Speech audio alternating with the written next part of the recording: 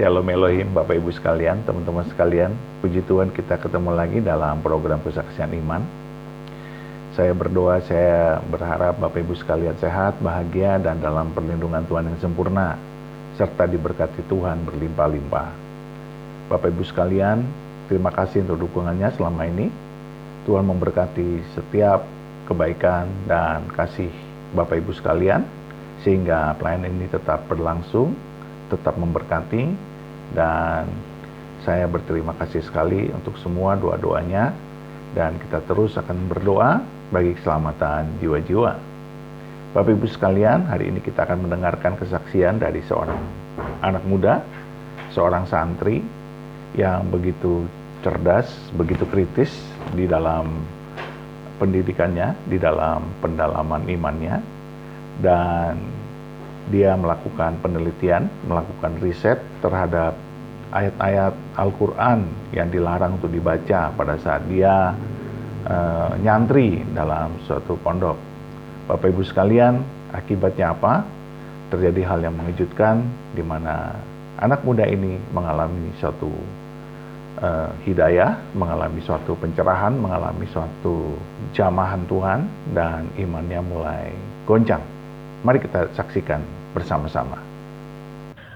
Banyak yang kira bahwa saya ini adalah orang yang sudah Kristen dari kecil, yang mempelajari Islamologi lalu menyesatkan orang. Enggak, saya Muslim dulunya. Dulu. Bukan sekarang, dulu. Saya santri. Sebagai bukti bahwa saya dulunya seorang Muslim, saya akan membacakan sebuah hadis rukun Islam dan rukun iman yang mana orang Muslim pun tidak hafal. Banyak yang nggak hafal, maaf. Suatu ketika Jibril datang menghadap kepada Rasulullah, "Ya Rasulullah, akhbirni anil Islam." Ajarkan kepadaku apa itu Islam. Maka Nabi mengatakan, "Al-Islamu an tashhadu an la ilaha illallah wa anna Muhammadar Rasulullah, iqamis shalah wa ita'iz zakah. Saumur Ramadana hajjal baiti man istata'a ilaihi sabila." Ini hadis tentang rukun Islam. Adapun rukun iman, antu minuna billahi wa malaikatihi wa kutubihi wa rusulihi wal yaumil akhir wa tu'minuna bil qadari khairihi wa syarrihi. Ini bukti bahwa saya bukan Muslim abal-abal dulunya, teman-teman. Dan saya perkenalkan, nama baptis saya Daniel. Ini nama saya. Saya lahir di Makassar 10 September tahun 1998. Saya asli orang Makassar. Jadi saya itu, teman-teman, saya dididik dari keluarga yang sangat kental keislamannya. Kakek saya seorang guru ngaji, seorang imam besar di salah satu masjid yang tidak perlu saya sebutkan di Makassar. Karena kalau orang tahu masjid itu, orang bakal tahu siapa kakek saya. Ya, jadi maaf Pak Bom, nggak bisa saya bongkar semua identitas di sini. Ya, nggak boleh, penting-penting saja. Ya, yang penting-penting saja. Jadi teman-teman sekalian, saya itu untuk sekedar mengetahui bahwa di tahun 2007 saya udah nggak punya orang tua. Saya diambil anak angkat sama salah seorang kiai, atau kalau di Makassar itu disebutnya Gurutta atau Andri Gurutta di Makassar itu. Diambil sebagai seorang anak, dan saya disekolahkan di salah satu pesantren yang dinaungi oleh beliau, baik itu di Sanawiyah sampai ke Aliyah. Kemudian setahun itu mengabdi. Jadi 7 tahun saya di pondok. Kalau nggak percaya, teman-teman bisa tes saya ilmu nahwu, ya, ilmu sorof boleh, ilmu mantik juga boleh. Mau disuruh menghafalkan Nadham Alfiyah Ibnu Malik boleh, atau kitab-kitab standar akidahnya orang Islam yang di pondok-pondok itu, kitab Aqidatul Awam boleh. Itu bisa. Nah, kenapa saya murtad? Dulu waktu di pondok itu, teman-teman sekalian, kami itu cuma diajari ajaran-ajaran yang standar. Ya, pelajaran-pelajaran yang standar. Contoh misalkan dasar-dasar bahasa Arab, usul fikih. Ya, kita juga belajar di sana yang namanya ulumul Quran, ulumul hadis.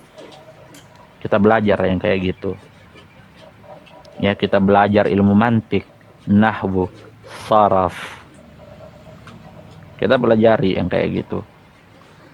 Cuman yang menjadi masalah kemudian adalah ketika di sebuah perpustakaan kita atau kami dilarang membaca kitab-kitab tertentu. Ya, contohnya misalkan kitab Qurratul Uyun, Fathul Izar, atau ada lagi kitab pertumpahan darah kaum muslimin setelah wafatnya Nabi, misalkan itu dibahas kayak di kitab Tarikh Madinatid Dimashqi, Syiar Alam An-Nubala yang ditulis oleh Az-Zahabi, atau kitab Ma'rifatis Sahabah. Kami belajar dulu yang kayak gitu. Cuman ya itulah, ada beberapa halaman yang kita dilarang untuk membaca, dan katanya nanti baru kalian baca ketika kalian sudah melanjutkan pendidikan yang lebih tinggi. Walhasil sempat saya dapat beasiswa untuk melanjutkan kuliah di Kairo, Al-Azhar, Universitas Al-Azhar, Kairo, Mesir. Cuman ada beberapa persyaratan yang tidak bisa saya penuhi secara administratif karena ada konflik keluarga pada saat itu, yang nggak jadi berangkat, dan saya melanjutkan pendidikan saya di salah satu kota yang pastinya bukan di Makassar, salah satu perguruan tinggi Islam. Saya Fakultas Usuluddin, jurusan ilmu hadis. Sampai sekarang saya masih kuliah dan sekarang sudah semester akhir. Ya, saya nggak perlu sebutkan di mana kotanya dan apa kampusnya. Yang pasti saya sekarang Fakultas Usuluddin, saya lagi skripsi sekarang. Gitu teman-teman ya. Oke, next saya lanjut. Awal mula kecurigaan saya itu tentang mau membaca beberapa kitab yang dulunya saya nggak boleh baca. Ya, misalkan ada juga kitab yang boleh kita baca, tapi pada bab tertentu nggak boleh kita baca.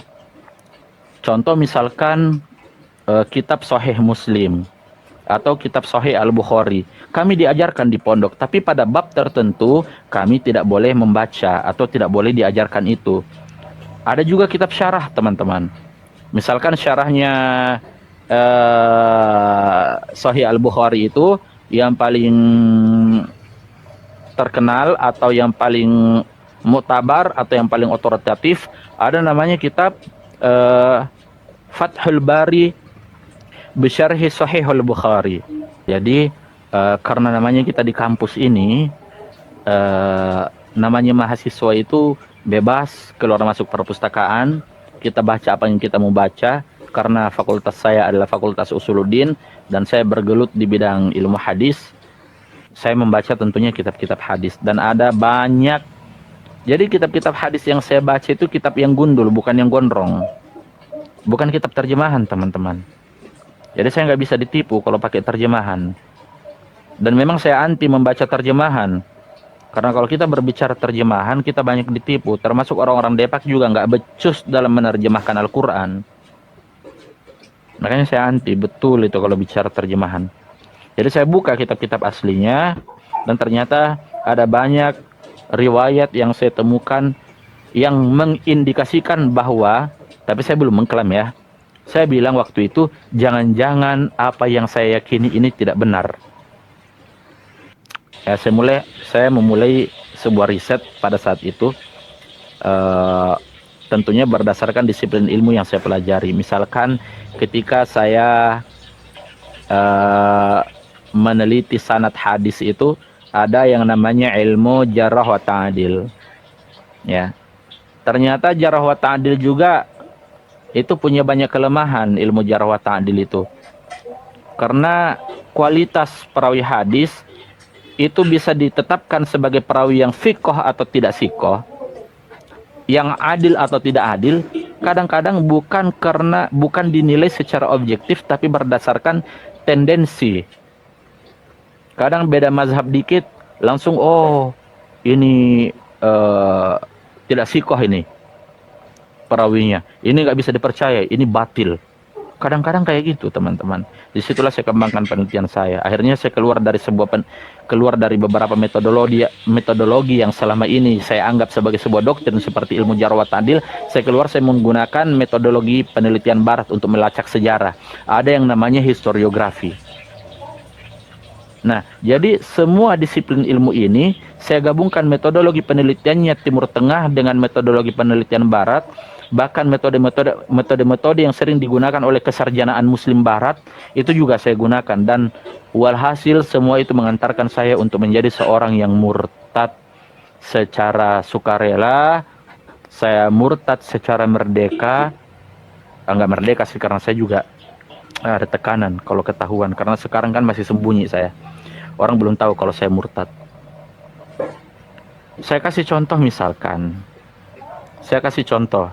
misalkan ada riwayat tentang misalkan ada ayat yang berbunyi kayak gini. Di dalam Al-Quran dikatakan bahwa inna nahnu nazzalna dzikra wa inna lahu lahafizun. Kami menurunkan Al-Quran, kami pula yang menjaga. Tapi fakta yang tertulis di dalam kitab-kitab hadis bahwa Al-Quran ternyata tidak terjaga. Ada ayat yang diturunkan menyusui pria dewasa 10 kali, lalu didiskon atau dinasah, dibatalkan hukum itu menjadi 5 kali, dan ketika wafatnya Nabi itu masih dibaca dan hari ini tidak terbaca. Artinya klaim bahwa Al-Quran itu dijaga tidak bisa kita memvalidasi secara akademis, secara ilmiah. Apalagi kalau kita menggunakan kajian bedah pustaka, itu nggak bisa terkonfirmasi, teman-teman, karena nggak sesuai fakta. Itu satu. Terus belum lagi riwayat-riwayat tentang ini kebetulan yang saya teliti adalah riwayat-riwayat dari ulama-ulama Ahlus Sunnah wal Jamaah. Karena Ahlus Sunnah wal Jamaah ini adalah mazhab yang terbesar dan yang paling otoritatif di seluruh dunia. Dan saya juga adalah seorang Ahlus Sunnah waktu itu. Otomatis yang saya teliti adalah kitab-kitab Ahlus Sunnah, karena itulah yang paling terkenal. Di riwayat-riwayat Ahlus Sunnah wal Jamaah banyak menggambarkan akhlak Nabi yang, maaf ya, saya nggak bilang bahwa akhlak Nabi ini buruk, tapi kitab-kitab itu menggambarkan akhlak Nabi buruk. Buruk banget. Disuruh nikah sampai 4 kali, ternyata dalam riwayat itu istrinya 11 orang. Untuk seluruh kaum muslimin dan muslimat, mukmin wal mukminat yang mendengarkan kesaksian saya, sebelumnya saya minta maaf, saya tidak menista di sini. Saya nggak menista, tapi saya berbicara secara ilmiah berdasarkan penelitian saya. Saya meneliti. Saya murtad karena saya meneliti, bukan karena mimpi. Mimpi didatangi Bunda Maria lah, Tuhan Yesus lah, no. Meskipun pernah itu terjadi, tapi saya nggak bisa kayak gitu. Saya harus menguji. Oke, saya kembali. Tadi yang saya sebutkan itu hanyalah contoh. Contoh misalkan dalam surat An-Nisa dikatakan fankihu ma tawbalakum minan nisa'i mathna wa thulatha wa ruba' wa in khiftum alla ta'dilu fawahidatan sadaqallahul azim. Saya melihat bahwa ada beberapa riwayat yang menunjukkan istri Nabi itu bukan 2, bukan 3, bukan 4, tapi 11. Dan ini tercatat di dalam kitab standar kutubus sittah yang paling muktabar, yaitu kitab Sahih Al-Bukhari yang ditulis oleh Abu Abdullah Muhammad bin Ismail Al-Bukhari.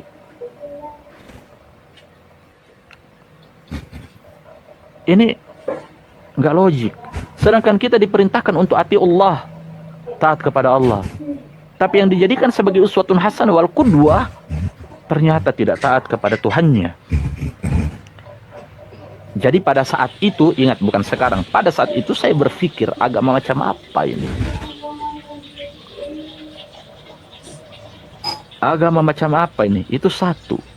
Kitab sucinya tidak terjaga, bisa hilang dimakan kambing dan tidak ada sekarang. Contoh misalkan di dalam Sahih Sunan Ibnu Majah telah turun ayat tentang menyusui pria dewasa 10 kali, ayat tentang rajam lalu hilang dimakan kambing. Apa-apaan ini?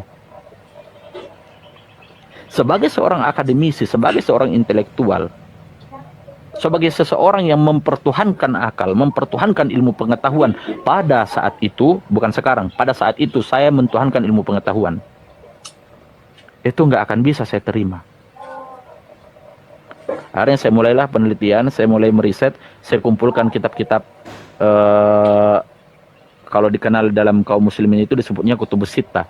Saya kumpulkan semua itu, semua sumber, baik sumber primer maupun sumber sekunder, semua saya kumpulkan lalu saya riset di situ.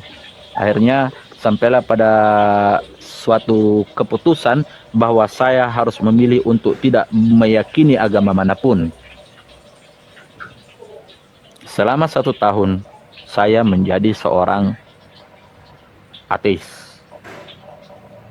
Di dalam keateisan saya tidak berhenti. Saya tetap melanjutkan penelitian saya, riset saya. Akhirnya suatu ketika, teman-teman, kejadian itu saya mulai menjadi ateis itu di semester 2.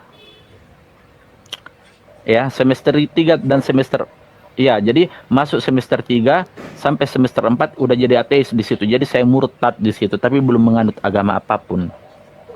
Belum, masih jauh. Panjang perjalanan saya di situ, teman-teman. Ya. Akhirnya saya didatangi oleh orang yang dekat banget sama saya, bukan pacar ya, karena laki-laki. Dekat banget sama saya. Dia suruh saya untuk kembali meriset agar kembali kepada Al-Quran. Ya, kembali kepada Al-Quran. Baik, saya kembali meriset Al-Quran.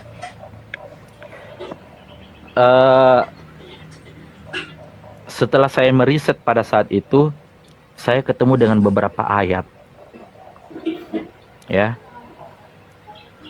Jadi, misalkan di dalam Al-Quran, surat Ali Imran. Ya. Surat Ali Imran ini ayatnya 45, teman-teman. Pernah saya sampai kepada ayat itu. Karena saya meneliti Al-Quran ini bukan setengah-setengah ini. Dari ayat per ayat, dari surat per surat. Itu saya teliti dengan 12 disiplin ilmu pengetahuan. Lengkap dengan metodologi tafsirnya. Ketika saya sampai kepada surat Ali Imran ayat 45 yang berbunyi Bismillahirrahmanirrahim. Wa idh qalatil malaikatu ya Maryam innallaha yubashshiruki bikalimatin minhu ismuhul Masihu Isa bin Maryam. Perhatikan, ismuhul Masihu Isa bin Maryam wajihan fid dunya wal akhirati wa minal muqarrabin. Al-Quran surat Ali Imran ayat 45 halaman sebelah kanan baris ketiga dari bawah. Ayat itu dimulai dari bagian ujungnya. Ingatlah ketika para malaikat mengabarkan, ya. Malaikat berkatakan, mengabarkan kepada Maria, Bunda Maria atau Maryam, ya Maryam, wahai Maryam, innallaha, sesungguhnya Allah, yubashshiruki, memberikan kabar kepadamu, bikalimatin minhu, dengan firman-Nya. Ya. Ini pakai domir huwa. Hu di sini khitabnya kembali kepada firman yang berbunyi kalimatin. Siapa nama firman ini? Ismuhu, namanya, ya. Hu-nya di sini kembali kepada firman. Ismuhul Masihu Isa bin Maryam. Dia bernama Al-Masih bin Maryam. Wajihan fid dunya wal akhirati wa minal muqarrabin. Dia terdepan di dunia dan di akhirat. Dalam kata lain, wajihan 'indallah. Saya berpikir bahwa sang Rasul akhiruz zaman yang bergelar Khatamun Nabiyyin, Sayyidul Anbiya'i wal Mursalin, Muhammadinil Mustafa, Nabi akhir zaman pun tidak bergelar, enggak disebutkan wajihan fid dunya wal akhirah. Saya di situ mulai mempertajam penelitian saya. Saya mau cari di mana ujung pencarian saya dari ayat ini. Itu saya kejar betul itu. Sampai sampai pada suatu ketika saya sampai kepada Al-Quran surat Al-Maidah ayat 44. Ini beruntun ini. Ya, ini dalam kondisi saya ateis. Saya berdoa, Tuhan, kalau memang kau ada, tunjukkan siapa kamu. Tapi tunjukkan jangan dalam keadaan halu. Saya nggak mau kau nongol dalam mimpi. Saya mau kau nongol secara Amin. Amin, amin. Saya bilang gitu sama Tuhan. Tuhan, kalau memang kamu ada, tunjukkan siapa kau, tapi jangan muncul dalam mimpi, karena kalau kau muncul dalam mimpi, saya tuduh kau sebagai setan. Meskipun kau mengaku sebagai Allah, kau mengaku sebagai Muhammad, kau mengaku sebagai Tuhan Yesus, sebagai Buddha, sebagai Bunda Maria, kau datang sebagai Siddhartha Gautama, akan saya teriaki kau setan kalau kau datang dalam mimpi. Jangan kau datang dalam mimpi.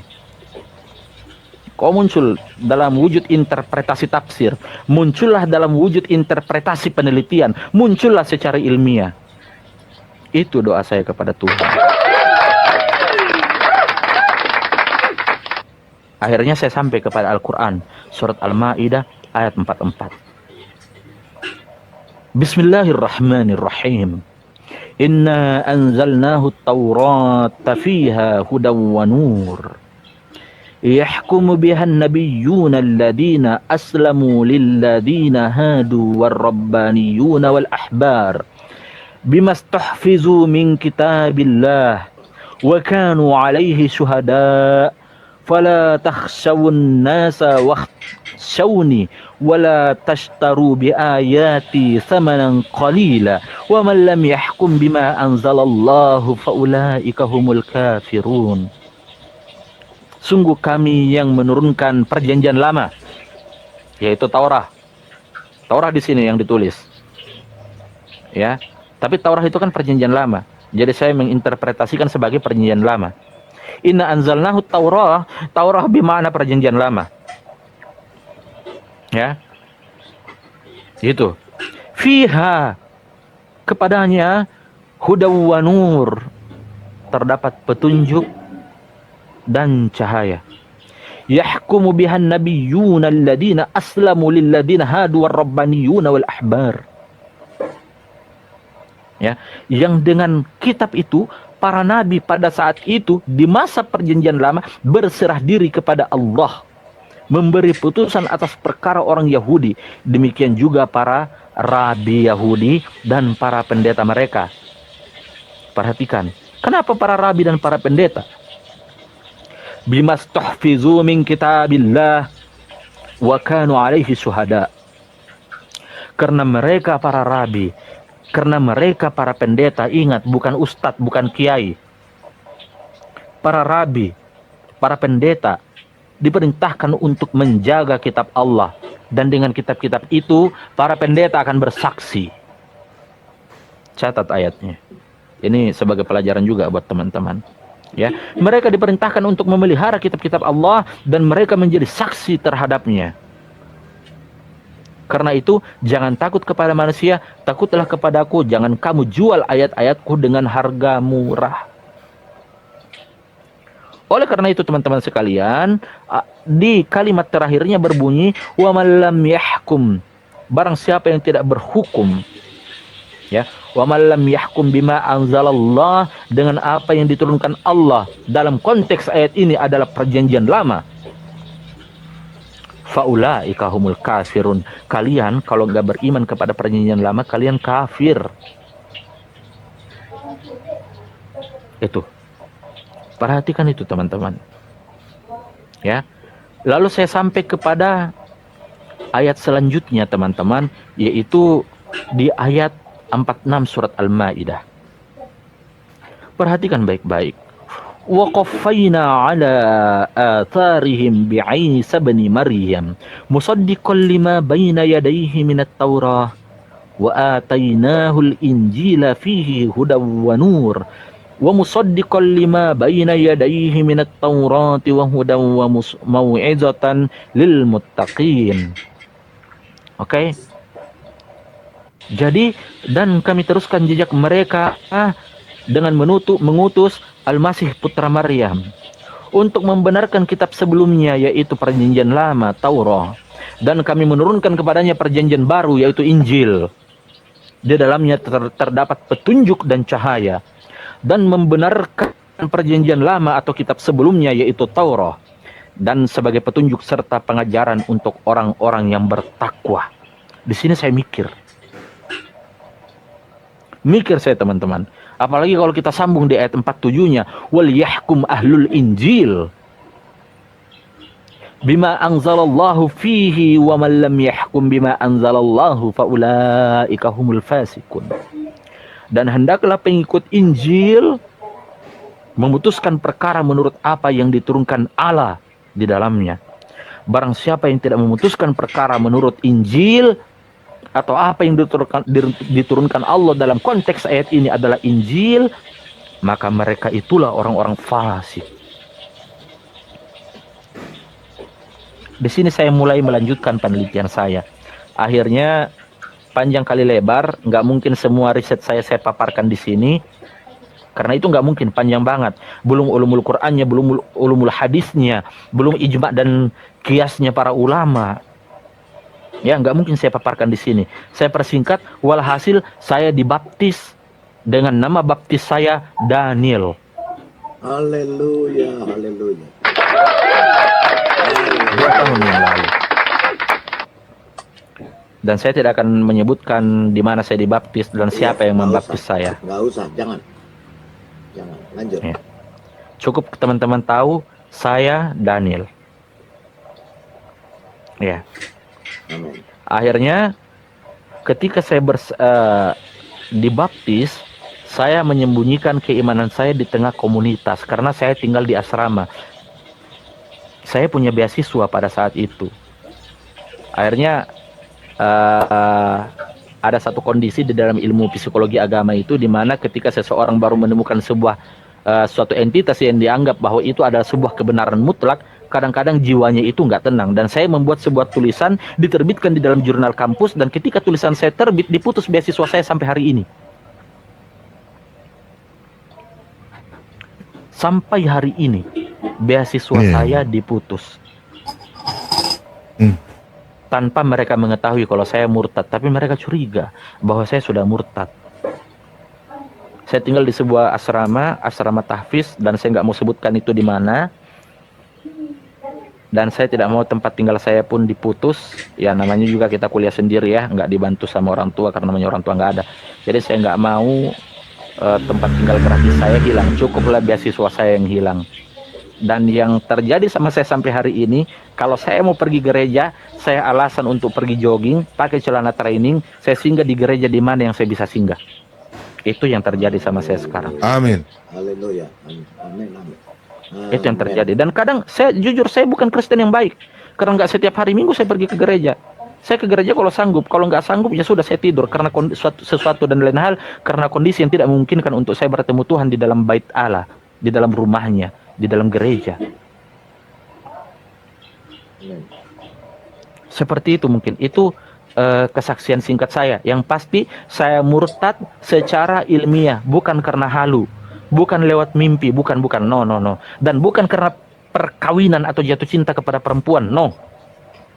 Terlalu murah keimanan kalau kita pindah keyakinan gara-gara lawan jenis.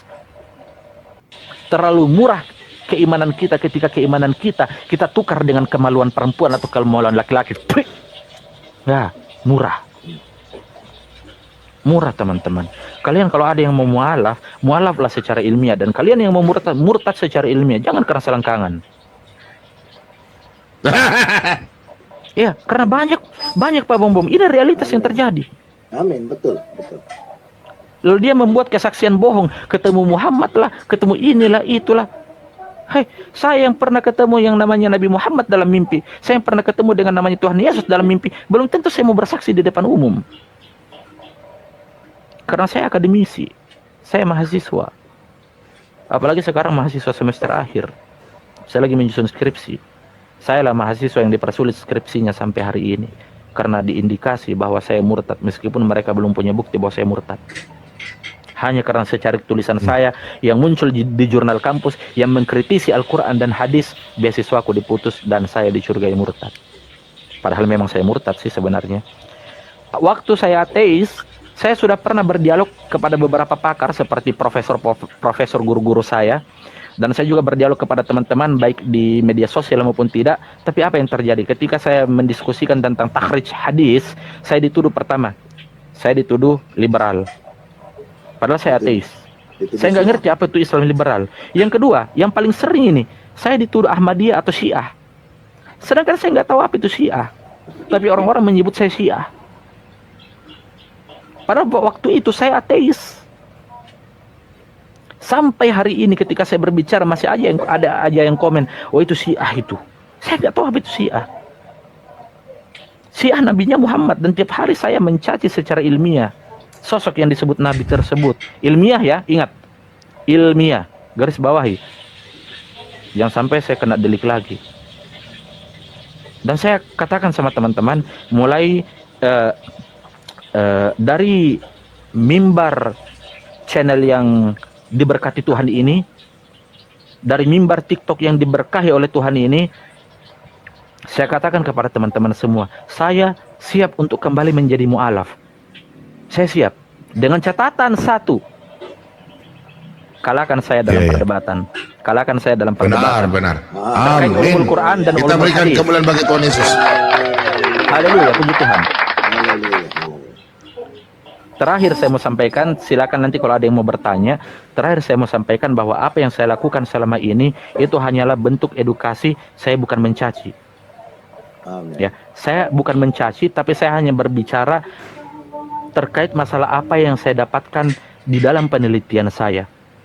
Ketika saya menginjili, tentunya saya menginjili bukan asal menginjili, tapi saya menginjili dengan cinta, bukan dengan kebencian. Sebagaimana yang dijelaskan di dalam 1 Korintus 16 ayat 14, lakukanlah segalanya dengan cinta. Amin. Seperti itu teman-teman. Haleluya. Di dalam 1 Korintus 13 ayat 8, kasih tidak berkesudahan, nubuat akan berakhir, bahasa roh akan berhenti, pengetahuan akan tetap lenyap. Haleluya, amin. Amin. Jadi seperti itu teman-teman. Jadi ini kesaksian singkat saya, dan saya minta maaf ketika ada teman-teman yang berharap bahwa saya memberikan kesaksian bermimpi dengan Bunda Maria atau Tuhan Yesus. Maaf, mimpi-mimpi seperti itu tidak akan saya ceritakan di depan umum, karena tidak ada satupun alat untuk memvalidasi secara ilmiah dan secara akademis. Terima kasih. Shalom. Shalom. Shalom alaikum. Puji Tuhan, kesaksian yang luar biasa dan sangat memberkati. Dan itulah dampak akibat dari pekerjaan Roh Kudus yang membuat anak muda ini, santri ini menjadi percaya Yesus, bertobat, dan mengalami lawatan Tuhan, jamahan Tuhan. Bapak Ibu sekalian, kita percaya bahwa sebab karena kasih karunia kamu diselamatkan oleh iman. Itu bukan hasil usahamu, tetapi pemberian Allah. Itu bukan hasil pekerjaanmu. Jangan ada orang yang memegahkan diri. Ya, Bapak Ibu sekalian, itulah Efesus 2 ayat 8 dan 9. Jadi kita percaya bahwa keselamatan kita itu adalah anugerah, bukan usaha kita, bukan kemampuan kita. Jadi tidak layak kita memegahkan diri. Itulah sebabnya kita terus rendah hati, kita terus seperti Yesus, mengasihi, mengampuni, dan memberkati. Mari kita terus, Bapak Ibu sekalian, bersaksi, kita terus mendalami iman kita terus merenungkan firman Tuhan, kita terus berdoa, dan kita terus menginjil hingga pada kesudahannya. Sebab Tuhan berkenan kepada orang-orang yang tulus hati dan berdoa bagi jiwa-jiwa agar diselamatkan.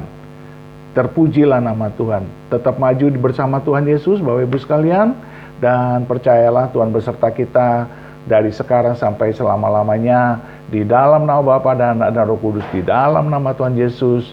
Tuhan memberkati Bapak Ibu sekalian berlimpah-limpah. Haleluya, haleluya, haleluya. Amin, amin, amin, amin, amin, amin.